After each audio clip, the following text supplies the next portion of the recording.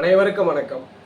சுய ஜாதகங்களின் அடிப்படையில் யாருக்கு அதிக சொத்துக்கள் சேரும்ன்றதை பற்றி தான் இந்த பதிவில் பார்க்க போகிறோம். பொதுவாக ப்ராப்பர்ட்டி அப்படின்றத குறிக்கக்கூடிய காரக கிரகமாக செவ்வாய் பகவான் வருகிறார். அவர் தான் பூமியை பற்றி குறிக்கக்கூடியவர், கட்டிடங்களை பற்றி குறிக்கக்கூடியவர் செவ்வாய். இப்போ ஒரு ஜாதகர் நிறைய வீடுகள் வச்சிருக்கிறாருன்னா கண்டிப்பாக அவருடைய ஜாதகத்தில் செவ்வாய் ஓரளவுக்கு வலுவாக இருக்கும். அதுபோல் நிறைய நிலங்கள் வைத்திருக்கிறாருன்னா அவருக்கு செவ்வாய் நல்ல முறையில் இருக்கும். நல்ல ஒரு அக்ரிகல்ச்சர் விவசாய நிலங்கள்லாம் வச்சிருக்கிறாருன்னா கண்டிப்பாக செவ்வாய் ஸ்தான பலத்தோடு அந்த ஜாதகத்தில் இருப்பார். இந்நிலையில் இருக்கும் பொழுது அந்த ஜாதகருக்கெல்லாம் கண்டிப்பாக ஏதேனும் ஒரு வகையில் பூமி மனைகள் இருக்கும். அது எப்போ இருக்கும் அப்படின்னா அதை அனுபவிக்கக்கூடிய பிராத்தம் செவ்வாய்க்கு யோகாதிபதிகளுடைய திசை நடப்பில் வரும் பொழுது, அல்லது செவ்வாயோடு இணைவு பார்வை பெற்ற கிரகங்களுடைய திசையில் ஜாதகருக்கு இது போன்ற இந்த பெரும் சொத்துக்களை அனுபவிக்கக்கூடிய ஒரு காலகட்டமாக அமையும். இதெல்லாம் ஒரு காரகத்தின் அடிப்படையில். ஆனால் முழுவதுமாக நிறைய பேர் கேட்கறது உண்டு, நிறைய சந்தேகம் வருது. என் ஜாதகத்தில் செவ்வாய் ஆட்சி பெற்றிருக்கிறார், உச்சம் பெற்றிருக்கிறார், ஆனால் என்கிட்ட ப்ராப்பர்ட்டியே இல்லை, சுத்தமாக வீடே இல்லை, வாடகை வீட்டில் தான் இருக்கிறோம், நிலவலங்களில் எதுவும் சொல்லிக்கூடிய அளவுக்கு இல்லை என்று கேள்விகள் அதிகமாக கேட்டதை நம்ம பார்க்க முடிஞ்சுது. சந்திரன் கொடுக்கக்கூடிய சந்திரமங்கல யோகம், குருமங்கல யோகம்னு ஒரு வீடியோ பதிவு போட்டிருந்தோம். அதில் கமெண்ட் ரெஃபர் பண்ணும்போது இத்தனை கேள்விகள் இருந்தது. ஸோ கண்டிப்பாக காரகர் என்பது 40% பலனை ஒரு ஜாதகத்தில் செய்வார். ஜோதிடத்தை பொறுத்த வரைக்கும் எல்லா பலனும் 120%. காரக கிரகம் 40%, ஆதிபத்திய வீடு 40%, ஆதிபத்திய வீட்டின் அதிபதி 40%. இப்படி 3 நிலைகளில் தான் ஒரு பலனை எடுக்கணும். அப்போ ப்ராப்பர்ட்டி, அசட், நிலங்கள் இதெல்லாம் எந்த பாவம் குறிக்குதுன்னா பெரும் பணத்தை குறிக்கக்கூடிய 4ஆம் இடம் தான். உங்கள் ஜாதகத்தில் இருக்கக்கூடிய 4ஆம் இடமே உங்களுடைய சொத்துக்கள் எவ்வளோ இருக்குன்றத குறிக்கக்கூடிய ஒரு பாவம். இப்படிப்பட்ட அந்த 4ஆம் இடத்துல இருக்கக்கூடிய கிரகங்களை வைத்தும் 4ஆம் இடத்து அதிபதியை வைத்தும் தான் முழு பலனை நம்ம எடுக்க முடியும். பொதுவாக சொல்லக்கூடிய அமைவுகள் தான் இந்த சந்திரமங்கல யோகம், குருமங்கல யோகம். இதெல்லாம் இருந்தால் என்ன கிடைக்கும்? குருமங்கல யோகம்லாம் ஒரு ஜாதகருக்கு அரசாங்கத்தில் ஒரு அதிகாரியாக இருக்கும், அல்லது எந்த பதவிக்கு போனாலும் அங்கே தலைமை தாங்கக்கூடிய ஒரு அதிகார பதவிகளை கொடுக்கின்றது குருமங்கலத்தினுடைய யோகம். ஆனால் சுயஜாதகங்கள்ல 6, 10ஆம் இடம் எப்படி இருக்கிறது, லக்னம் எப்படி இருக்கிறது, தசாபுத்தி என்ன, இதை பொறுத்து தான் இப்போ அதை அனுபவிக்கிறாரான்றதை சொல்ல முடியும்.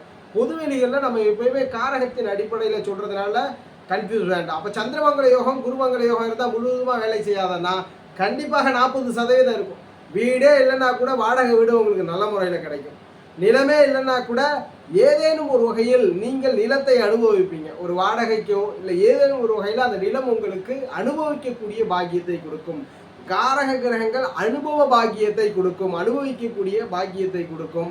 ஆதிபத்திய கிரகங்கள், ஆதிபத்திய வீட்டில் இருக்கக்கூடிய கிரகங்கள் தான் ஜாதகர் அதை அவருடையதா அனுபவிப்பாரா, பிறருடையதே அனுபவிப்பாரா, இப்படி 2 செக்ஷனாக பிரிச்சுக்கணும். ஸோ அந்த மாதிரிகளில் இப்போ புரிஞ்சிருக்கும் ஓரளவுக்கு. ஒரு ஜாதகருக்கு பெரும் சொத்து அமைவதற்கு 4ஆம் இடத்தில் இருக்கக்கூடிய கிரகங்கள் 4ஆம் இடத்தினுடைய அதிபதியினுடைய வலுவை பொறுத்தே அமையும்.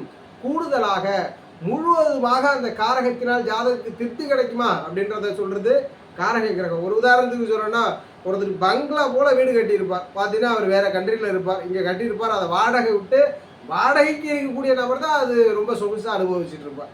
என்னதான் அவர் கஷ்டப்பட்டு அவர் சம்பாதிச்சு அந்த கட்டிடத்தை கட்டியிருந்தாலும் கூட அவர் அனுபவிக்கிறது இல்லை. யாரோ ஒருவர் வாடகை பணத்தை செலுத்தி விட்டு அந்த முழு அனுபவத்தையும் அவர் தான் பெற்றிருக்கிறார்.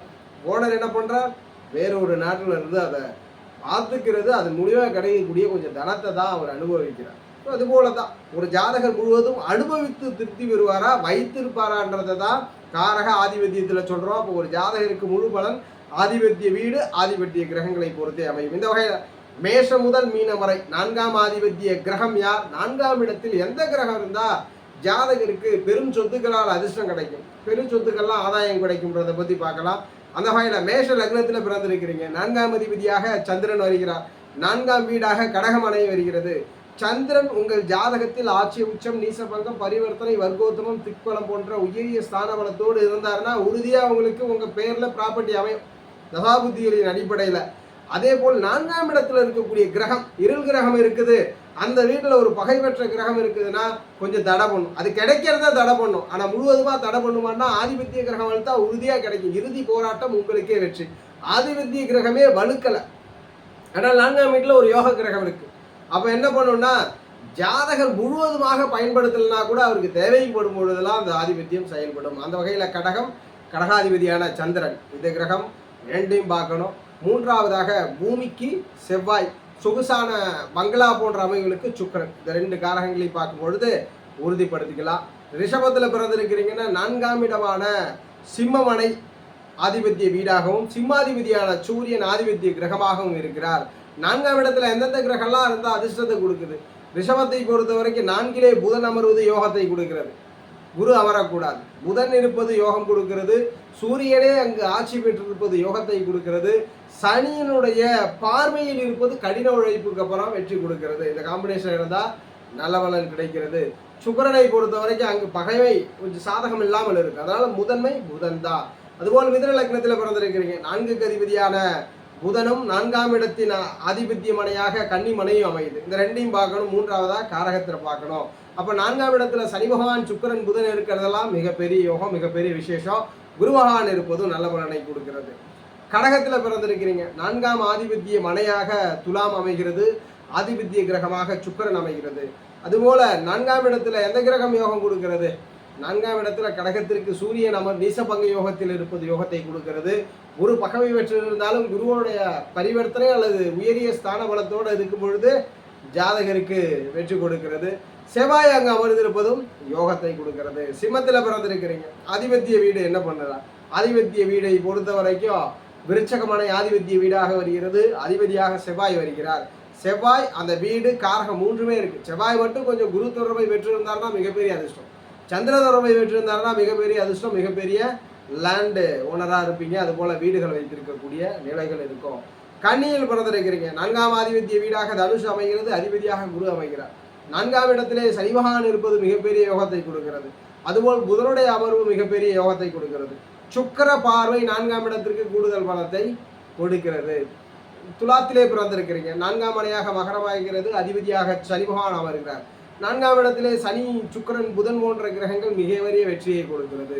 அதுபோல வீட்டின் மூலியமாக ஆதாயத்தை அதிகமாக கொடுக்கிறது. விருச்சகத்தில் பிறந்திருக்கிறீங்க. 4ஆம் மனையாக கும்பம் அமைகிறது. அதிபதியாக சனி அமைகிறார். சனி மற்றும் கும்பம் இதுதான் உறுதிப்படுத்துது பெரிய பெரிய ப்ராப்பர்ட்டிஸ்க்கு. அந்த 4ஆம் இடத்துல குரு அமர்ந்திருப்பது யோகத்தை கொடுக்கிறது. அதுபோல் 4ஆம் இடத்துல கும்பமனையில் மட்டும் செவ்வாய் இருக்கிறது யோகத்தை கொடுக்கிறதுன்றத உறுதிப்படுத்திக்கிறோம். சந்திரனாக நீங்கள் ராசியாகவே கும்பத்தில் பிறந்திருந்தாலும் யோகத்தை கொடுக்கிறது. தனுசு லக்னத்தில் பிறந்திருக்கிறீங்க. 4ஆம் மனையாக சொந்த மனையான மீனமே அமைகிறது. சொந்த கிரக லக்னாதிபதியான குருவும் அதிபதியாக அமர்ந்து விடுகிறார். மீனம் குரு இந்த 2ம் வலுவாக இருந்துச்சுன்னா அவங்களுக்கு உறுதியாக ப்ராப்பர்ட்டி உண்டு. காரகரும் நல்ல முறையில் இருந்தார்னா யோகம். 4ஆம் இடத்துல அவயோகர்கள் சூழக்கூடாது. அவயோகர் என்று சொல்லக்கூடிய சுக்கிரன் உச்சம் பெறக்கூடாது. தனுஷில் பிறந்து 4இல் சுக்கிரன் உச்சம் பெற்றவருடைய வாழ்க்கையில் எவ்வளோ ப்ராப்பர்ட்டி இருந்தாலும் மகிழ்ச்சி கிடைக்காது. ப்ராப்பர்ட்டி கிடைக்கும், ஆதிபத்திய பலன் காரகத்தின் மூலியமாக வெளிப்படுத்தப்பட்டுவிடும். ஆனாலும் திருப்தி கிடைக்காத நிலையை கொடுத்து விடும்ன்றத உறுதிப்படுத்துகிறோம். மகரத்தில் பிறந்திருக்கிறீங்க. 4ஆம் அதிபதியாக செவ்வாய் அமைகிறார். வீடாக மேஷமனை அமைகிறது. அப்போ மேஷமனை மேஷாதிபதியான செவ்வாயை பார்த்துக்கணும். அதுபோல காரகனை செவ்வாயாக அமர்வதனால அவர் உயரிய வலுவோடு இருக்கும் பொழுது மிகப்பெரிய யோகங்களை பெற்று விடுகிறது.